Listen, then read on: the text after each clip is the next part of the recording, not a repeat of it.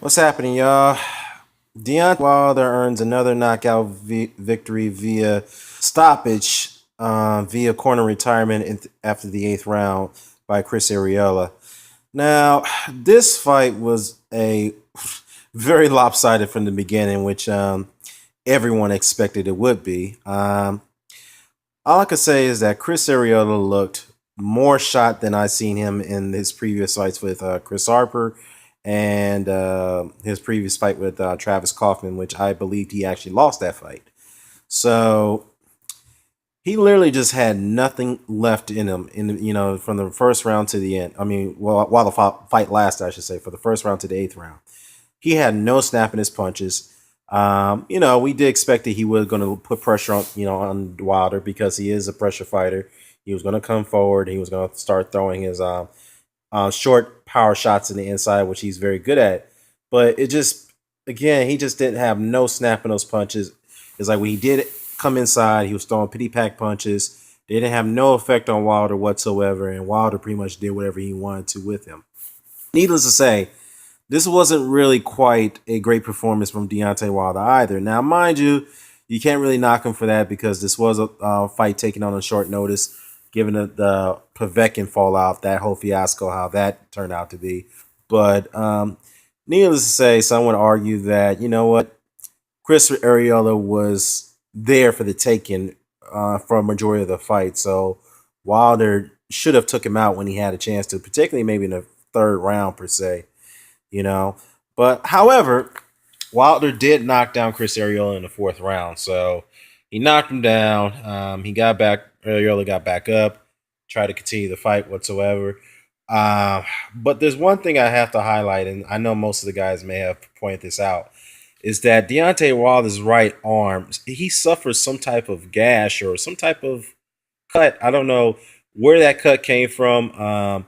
He injured it. I don't know how he did it.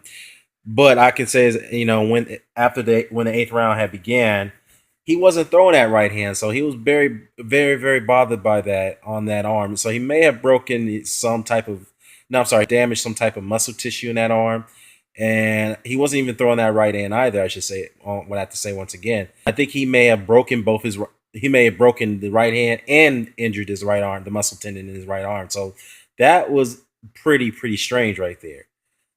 Perhaps he had injured that during training camp. That's a highly possibility. But other than that, yeah. So as I said once, and I said before after this fight got announced, Deontay Wilder, no more Chris Arreola type of opponents. Now it's time for you to step up against a top 10 world level fighter.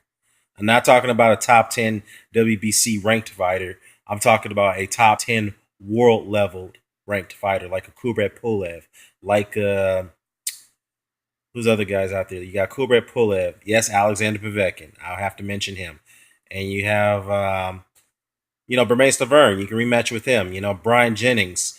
Obviously, he's coming off a loss, so I would say that he needs to earn the shot. Earn the shot by winning a fight prior. Then Luis Ortiz. Now that's a fight I want to see. But of course, Luis Ortiz is occupied with Alexander Ustinov. So yeah.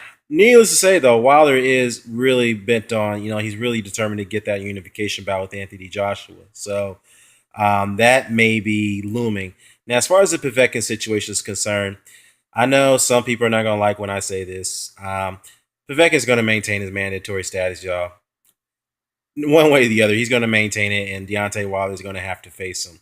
But, needless to say, the WBC has yet to issue a ruling on that matter, so we don't know.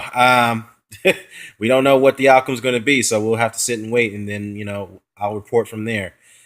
But needless to say, what you think about the fight? Where do you think Deontay Wilder should go from here? I know some are going to say he need to fight Alexander Povetkin. Yes, I think he should fight Povetkin. But other than that, if you do disagree, what do you think who he should fight next? Anthony Joshua, Luis Ortiz, Pulev, Brian Jennings? Let me know. Let me know what you think. Comment, share, subscribe, sign off. Peace.